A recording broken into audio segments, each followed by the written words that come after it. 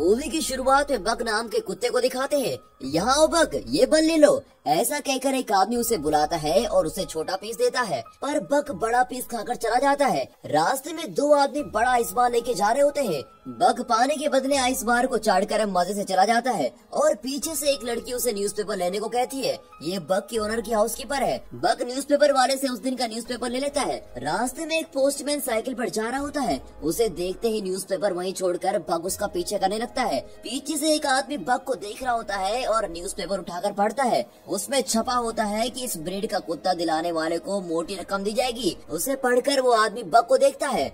बक postman का पीछा नहीं छोड़ता और कुछ दूर पर बेचारा पोस्टमैन गिर जाता है। वो हाउसकीपर से कहता है कि कुत्ता संभालो मैडम, मुझे मरवाओगी क्या?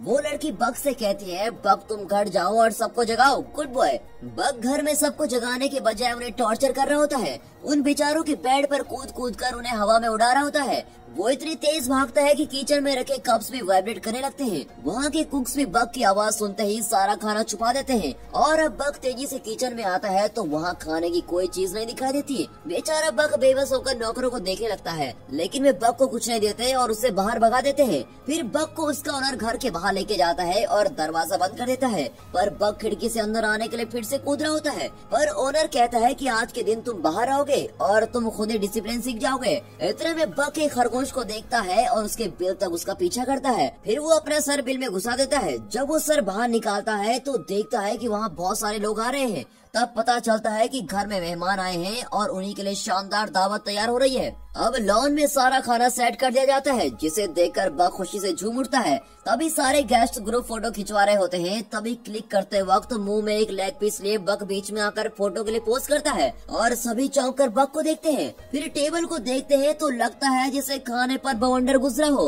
ओनर गुस्से में बक के मुंह से लेग पीस खींचता है, पर उसके हाथ में सिर्फ हड्डी आती है। स्मार्ट बॉय बक ने मांस ऑलरेडी खा लिया होता है।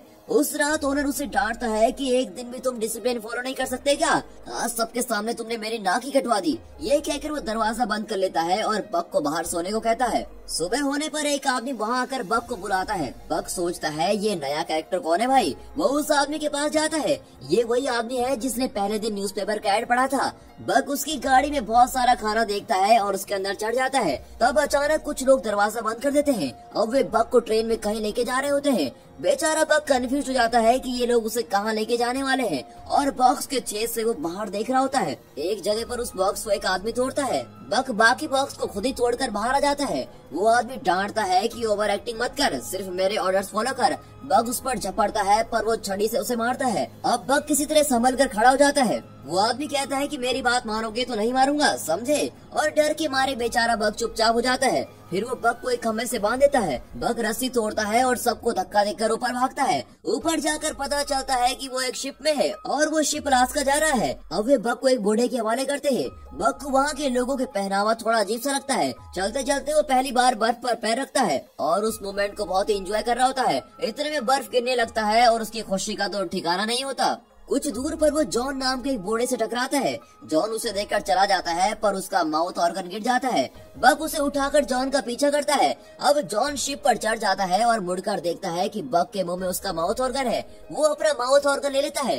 तभी एक आदमी बक के गले में रस्सी डालकर लेके चला जाता है। बक को किसी पेट शॉप में छोड़कर वो चला जाता है। तब पैरोल्ट नाम का एक आदमी आकर बक को खरीद लेता है। फिर वो उसे लेकर एक बर्फीली जगह पे लेके जाता है, जहाँ लोग भारी बोझ लेकर एक रस्से की मदद से पहाड़ पर चढ़ रहे होते हैं। पैरोल्ट बक से कहता है तुम आगे जाना चाहते हो तो जा सकते हो। अब बक खुश होकर आगे बढ़ता है। ऊपर जाकर पता चलता है कि उस बर्फीले पहाड़ पर एक गांव बसा हुआ है। अब पैरोल्ट की असिस्टेंट फ्रेंकोइस को दिखाते हैं। वो पैरोल्ट से पूछती है, मैंने 2 कुत्ते मांगे थे और आप एक ही लेके आए। पैरोल्ट कहता है कि ये 1 ही 2 के बराबर है। फ्रेंकोइस बक को देखती है और उसे दूसरे कुत्तों से इंट्रोड्यूस करवाती है, जिनमें से एक हस्की ब्रीड का कुत्ता है। उसे देखकर कहती है कि यह है स्पिट्ज और आज से यही तुम्हारा बॉस है। फिर वे कुत्तों को एक गाड़ी से बांध देते हैं और कुत्ते तेज दौड़ने लगते हैं। बक काम पर नया होने के कारण पहले डगमगाता है और सारे कुत्ते एक और भाग रहे होते हैं और बक किसी दूसरी डायरेक्शन में भाग रहा होता है। कुछ दूर पर गाड़ी उलटकर गिर जाती है। अगले दिन फिर से उसी तरह कुत्ते बांधे जाते हैं और वे कुछ पार्सल डिलीवर करते हैं। रात को सारे कुत्ते फिश खा रहे होते हैं। तब स्पिट्स बिल्कुल एक बॉस की तरह दूसरे कुत्ते का फिश छीनकर खाने लगता है। ये देखकर बक उस बेचारे को अपना फिश दे देता है। उसकी रहमदिली देखकर बाकी कुत्तों के दिल में बिग बी का गाना तेरे जैसा यार कहाँ कहाँ ऐसा याराना ये प्ले हो रहा होता है। अब अगले दिन वहाँ का तालाब फ्रीज हो जाता है। उसमें छोटा गड्ढा बनाकर स्पिट्स अकेला पानी पीता है और दूसरे कुत्तों को पीने नहीं देता। तभी बक पास ही एक बड़ा गड्ढा खोदकर दूसरे कुत्तों को पानी के लिए इंतजाम करवाता है।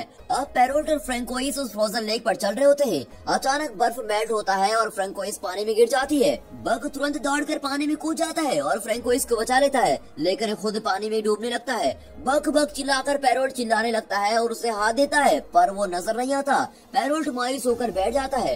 तभी उसे कोई एक छड़ी पकड़ाता है। वो उस छड़ी से बर्फ को तोड़ते हुए मुड़कर देखता है तो वहाँ बक खड़ा होता है। पैरोट खुशी से उसे गले लगा लेता है। स्पिट्स ये सब दूर से देख रहा होता है और उसे बक के नाम से अब चिढ़ होने लगती है। अगले सीन में बक एक रैबिट को पकड़ता है और उसे बिना कुछ किए छोड़ देता है। अब स्पिट्स उस रैबिट को चेज करके उसे मार डालता है। फिर वो आकर बक को देखता है। उसकी आंखों में साफ नजर आता है कि यहाँ एक ही गुंडा है और वो गुंडा मैं हूँ। वो कहता है पहले तुम कुत्तों के फेवरेट बने और अब ओनर के फेवरेट भी बन गए। मेरी जगह लेना चाहते हो तो मुझसे मुकाबला करो। फिर वो भागकर बक को अटैक करके उसको जमीन पर पटक देता है। फिर दूसरे कुत्तों से उसकी नजरें कहते हैं देखा हमेशा मैं ही बॉस रहूंगा। बाकी कुत्ते डर के मारे फ्रीज हो जाते हैं। अब बक उठकर स्पिट्स को घूरता है। स्पिट्स फिर उसे अटैक करने जाता है, पर इस बार बक उसे ऊपर उठाता है और फट से जमीन पर पटक देता है। स्पिट्स डर जाता है और इस तरह बक उनका नया डॉन बन जाता है। अगले दिन पैरोट गाड़ी तैयार करके स्पिट्स को ढूंढता है, पर वो कहीं नजर नहीं आता। पैरोट दूसरे कुत्ते को उसकी जगह पर बांधता है, पर वो कुत्ता नखरे करने लगता है। अब पैरोट परेशान होकर चला जाता है। तभी बक उस जगह पर आकर खड़ा होता है। पैरोट उसे शाबाशी देकर बैट पहनाता है और गेट सेट गो कहते ही बक और उसके साथी तेज भागने लगते हैं। वहाँ कई रेंजर्स दौड़ रहे होते हैं। रेंजर्स के बीच बक की टीम अपने रथ को खींच रही होती है। इस सीन को शानदार नहीं तो और क्या कहेंगे। तभी पहाड़ से ढेर सारा बर्फ सरक कर तेजी से नीचे आ रहा होता है। भागते भागते बक कुछ प्लान कर रहा होता है। पैरोट चिल्लाता है, पर बक सीधे पहाड़ की ओर दौड़ता है। पहाड़ के नीचे गुफा होती है और बक की टीम तेजी से उस गुफा को पार कर लेती है और वे दूसरी तरफ निकल जाते हैं। इस तरह हमारा समझदार बक सबको बचा लेता है। फिर वे अपने डेस्टिनेशन की ओर दौड़ रहे होते हैं, पर वहाँ लोगों को देखकर बक सडन ब्रेक मारता है। उसे पता नहीं होता कि अगले सेकंड सारे कुत्ते उसके ऊपर क्रश करने वाले हैं। ये देखकर तो हमें भी हंसी आ जाती है। तभी पैरोट बक को बताता है कि हम सिर्फ लेटर्स डिलीवर नहीं करते, बल्कि उनमें कई लोगों का दुख सुख प्यार जैसे कई इमोशन का पैकेज डिलीवर करते हैं और ये हमारा काम नहीं बल्कि हमारी जिम्मेदारी है। अगले दिन वहाँ जॉन को देखकर बक फिर अचानक रुक जाता है और उसके साथी भी रुकते हैं, पर झटके की वजह से पैरोट गिर जाता है और पूछता है यार बक तू हमेशा सडन ब्रेक क्यों मारता है। इतने में जॉन एक लेटर देकर कहता है सॉरी मैं लेट पहुँचा, पर ये खत मेरे बीवी को दे दीजिए। बक वो खत पैरोट को दे देता है और अब गाड़ी आगे बढ़ती है। एक दिन पैरोट को खत मिलता है कि ये डिलीवरी सर्विस बंद हो चुकी है और आगे से तुम्हें काम नहीं दिया जाएगा। ये बात वो बक के साथ शेयर करता है और कहता है कि अब यहाँ टेलीग्राम नाम की कोई सर्विस आने वाली है और आगे से तुम्हें ही अपने साथियों का ध्यान रखना होगा। ये कहकर पैरोट और फ्रैंकोइस उदास होकर वहाँ से चले जाते हैं। बक और उसके साथी भी उदास हो जाते हैं। फिर वहाँ हल नाम का आदमी आकर सबको अपनी गाड़ी से बांध देता है और गाड़ी में बहुत भारी चीजें रख लेता है। बक की टीम से बिल्कुल भी खींचा नहीं जाता। हल बक को छड़ी से मारने ही वाला होता है कि इतने में जॉन आकर वहाँ खड़ा होता है और बक को सहलाता है। फिर वो देखता है कि गाड़ी गड्ढे में फंसी हुई है और कहता है ये देखे बिना ही तुम बेचारे को मारने चले थे। ये कहकर वो गाड़ी को रिलीज करता है। फिर बक की टीम गाड़ी को खींच कर लेके जाती है। कुछ दूर पर वे पहाड़ पर चढ़ रहे होते हैं, पर बक की टीम उतना भारी वजन नहीं उठा पाती। सभी कुत्ते थक जाते हैं और बेचारे सिगड़ कर नीचे गिर जाते हैं। तब हल उन्हें बेरहमी से मारता है, पर उनसे उठा ही नहीं जाता। फिर वो बक को शूट करने वाला होता है। इतने में जॉन वहाँ पहुँच जाता है और गुस्से में उसे धक्का दे देता है। फिर वो गन दिखाकर उसे डराता है। हल कहता है ठीक है तुम बक को ले जाओ, पर बाकी कुत्तों को हाथ मत लगाना। तब जॉन कहता है बर्फ पिघलने लगा है, अब तुम उस तरफ जाओगे तो ना तो तुम जिंदा बचोगे और ना ही ये कुत्ते। पर वो आदमी जिद करता है और बाकी कुत्तों को साथ लेकर चला जाता है। जॉन बक को अपने घर लेके जाता है और बक वहीं आराम करता है। दूसरे दिन वो जरा ठीक हो जाता है और देखता है कि सामने का बर्फ पिघलकर अब नदी बन गई होती है। तब जॉन कहता है बक मुझे डर है कि उस बेवकूफ आदमी के कारण तुम्हारे साथी इस नदी में बह गए होंगे। ये सुनकर बक बड़ा ही मायूस हो जाता है। शाम शाम को जॉन एक बार में बैठकर पी रहा होता है। बक खिड़की से उसे देखता है, तभी हल वहाँ आता है और जॉन को मारने लगता है। बक अंदर जाकर हल को अटैक करता है, पर जॉन उसे रोक लेता है। फिर दोनों घर लौट आते हैं। अब बक जॉन की शराब की बोतल बर्फ के अंदर छुपाकर उसके ऊपर बैठ जाता है। तब जॉन कहता है, बक वो बोतल मुझे दे दो, मैं उसके बिना नहीं रह सकता। वो बक को हटाने की कोशिश करता है, पर बक वहीं अड़ा रहता है। जॉन कहता है, तुम तो वाकई स्ट्रॉन्ग हो, पर यार मेरे बेटे की मौत के बाद मेरी वाइफ और मैं अलग हो गए थे। इतने साल में यहाँ अकेला रहा और अब तुम ही मेरे साथी हो। उसकी बात सुनकर बक उससे चिपक जाता है। अगले दिन जॉन एक मैप दिखाकर कहता है कि मेरा बेटा ऐसी जगह जाना चाहता था जो किसी मैप में नहीं है, क्या तुम ऐसी एडवेंचर ट्रिप पर मेरे साथ चलोगे? फिर दिखाते हैं कि जॉन और बक एक छोटे बोट पर बैठकर नदी में जा रहे होते हैं और एक खूबसूरत एरियल शॉट में पानी के अंदर की मछलियाँ साफ दिखाई देती हैं। दोनों दिन भर बोट में ट्रैवल करते हैं और रात को एक जगह रुककर आराम करते हैं। इससे उनका सफर चल रहा होता है। यहाँ हल जॉन के घर पहुँचता है। जॉन तो वहाँ होता नहीं, पर उसका मैप हल के हाथ में लग जाता है जिसमें उसने एक जगह को मार किया होता है। हल सोचता है कि जॉन किसी खजाने की तलाश में वहाँ गया होगा और खुद भी जाने का फैसला करता है। अपने सफर के अंत में जॉन और बक अपने डेस्टिनेशन पर पहुँच जाते हैं। वहाँ का खूबसूरत सनसेट देखकर वे पुराने घर में पहुँचते हैं जो धूल मिट्टी से भरा होता है। उस घर को साफ करके जॉन और बक वहाँ रहने लगते हैं। अगले दिन जॉन नदी में नहा रहा होता है तो उसे सोने का टुकड़ा मिलता है। वो बक को भी सोना ढूंढने को कहता है। अब बक ढूंढकर एक पत्थर निकाल कर लाता है। जॉन कहता है, उतना बड़ा नहीं बक, ऐसे छोटे छोटे टुकड़े हो तो मुझे दिखाओ। बक पत्थर फेंक देता है और अब की बार सोने का बड़ा सा टुकड़ा निकलता है, पर वो सोचता है कि जॉन को तो छोटा पत्थर चाहिए, इसलिए वो सोने को फिर से पानी में फेंक देता है। जॉन कहता है, मेरे बेटे ने जो कहानियाँ पढ़ी थी वो शायद सच्ची है, इस जगह पर सोना ही सोना है। तभी बक वहाँ भागती हुई सफेद भेड़िनी का पीछा करता है। इतने में एक ग्रिजली बियर आकर बक को डराने लगता है और अब बक डरकर जंगल की ओर भागता है। अब वो सफेद भेड़िनी आकर बक के पैर पर मारकर भाग जाती है। बक अपना पैर उस भेड़नी के फुटप्रिंट पर रखता है तो देखता है कि दोनों एकदम मैच होते हैं। अब बक को लगता है कि अरे ये तो मेरी नस्ल की लगती है। अगली सुबह बक नदी के किनारे लेटा होता है। भेड़ियों का एक झुंड वहाँ किसी सुअर का शिकार कर रहा होता है। उनमें से एक भेड़िया नदी में गिर जाता है और पानी के साथ खींचा चला जाता है। कुछ दूर पर एक पेड़ गिरा हुआ होता है और भेड़िया उसे पकड़ लेते हैं। इतने में बक जल्दी से जाकर उस पेड़ को जमीन की तरफ मोड़कर उसे बचा लेता है और अब सारे भेड़िए बक के फ्रेंड्स बन जाते हैं। वे बक को शिकार करना सिखाते हैं। बक हर चीज में माहिर हो जाता है। वो दूसरे जानवरों, पक्षियों और मछलियों का भी शिकार करता है, लेकिन वो अपना हर शिकार जॉन को लाकर देता है।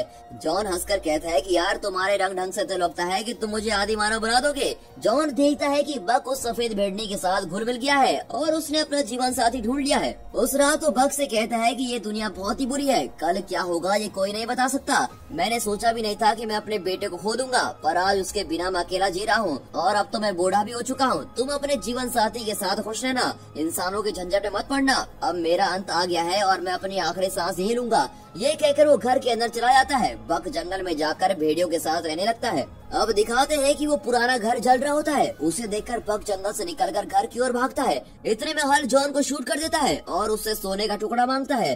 जॉन उसे सोना दे देता है। सोना लेने के बाद हल उसे फिर से शूट करने जाता है कि इतने में बक उस पर अटैक करता है। हल उसे छड़ी दिखाता है, लेकिन बक छड़ी को मुंह में पकड़ लेता है और छड़ी के साथ ही हल को जलते हुए घर के अंदर खींचने जाता है। उसे वहीं छोड़कर वो जॉन के पास आता है। जॉन की आंखें भर आती है और वो कहता है, बक तुम मेरे लिए वापस आए, मेरा आखिरी समय आ गया है, तुम जाओ और अपने साथियों के साथ खुश रहो। ये कहकर वो बेचारा वहीं दम तोड़ देता है। अब बक वापस जंगल में अपने साथियों के साथ चला जाता है। फिर दिखाते हैं कि बक और सफेद भेड़नी के बच्चे हो जाते हैं। तभी एक दिन वही ग्रिजली बियर आकर बक को डराने लगता है। अब बक निडर होकर उसकी ओर जाता है तो वो ग्रिजली बियर चुपचाप रास्ता छोड़ देता है। अब बक जले हुए उस घर को देखता है और उसे उन सब की याद आती है जिन्होंने उसे पाला पोसा था और मुश्किल समय में उसका साथ दिया था। फिर ये सोचकर उसका चेहरा खिल जाता है कि कई मुश्किलों को पार करने के बाद अब वो एक झुंड का लीडर बन गया है। और बक की इसी सफलता के साथ ये मूवी यहाँ पर खत्म होती है।